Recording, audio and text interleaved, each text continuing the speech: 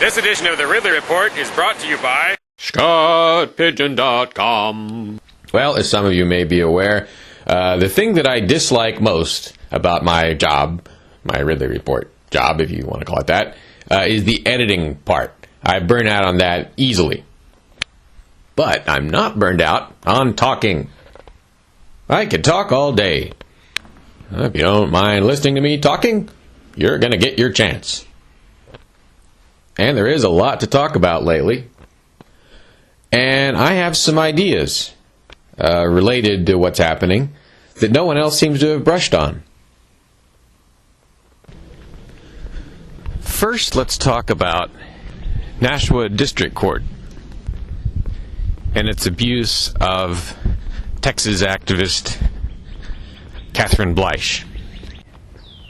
Bleish is a liberty activist who was visiting New Hampshire in March.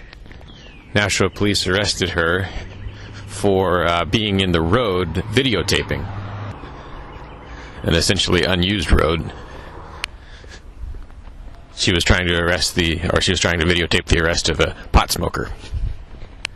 Well, when they had her trial or hearing a couple of months later, actors say the prosecutor reported he wasn't ready. So the judge simply moved the trial back to August. Bleish ended up flying essentially all the way out here from Texas or Missouri, more or less for nothing. She's just going to have to do it over again in August.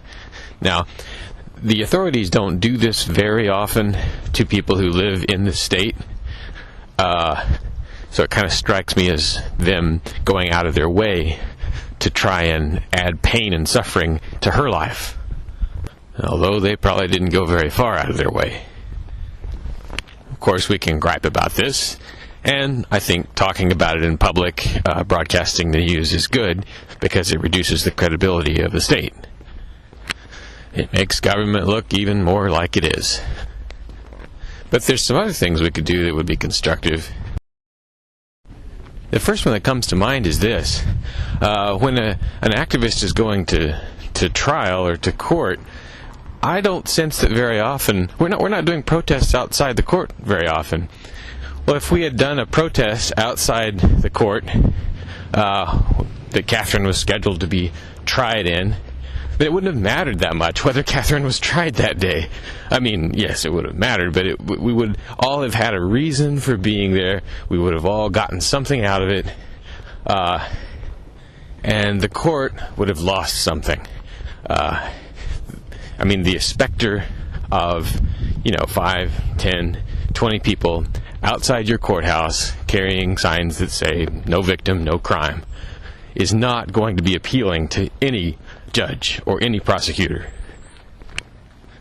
It's going to give them the incentive to get these things done quickly, because every time they drag it out, they get another protest in front of their courthouse.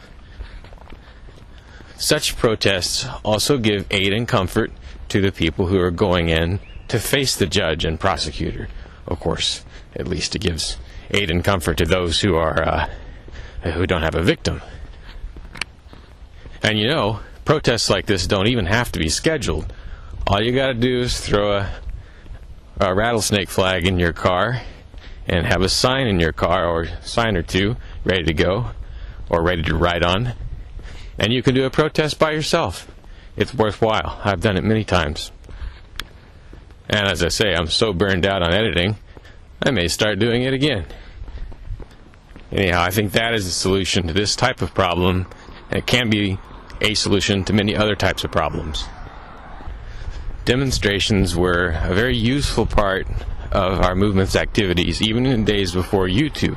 They are now 2 or 3 times as valuable, because even if you're not on a busy intersection, hundreds of people can still see you on YouTube. Knowing that there's going to be a demonstration, regardless of what happens inside the building, should boost turnout. It gives us videographers something to videotape. It provides a proportionate, peaceful response to government misdeeds. It's something they are more afraid of than you might think, in many cases. And it's something I think we are not doing enough of anymore. I don't really agree with Ian Freeman's take on protests that they're not effective. Generally, not effective. I think they can be a relatively effective deterrent to misconduct on the part of the authorities. One thing I learned the hard way, though, is if you want anyone to notice your protests, you've got to have Gadsden flags.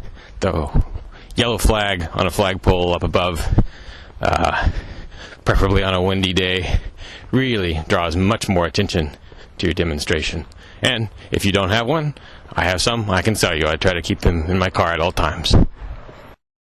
For maximum freedom, for minimum taxes, and for Congress. He's running in Pennsylvania's District 18, just south of Pittsburgh, and he needs your help collecting signatures. ScottPigeon.com. Paid for by Scott Pigeon.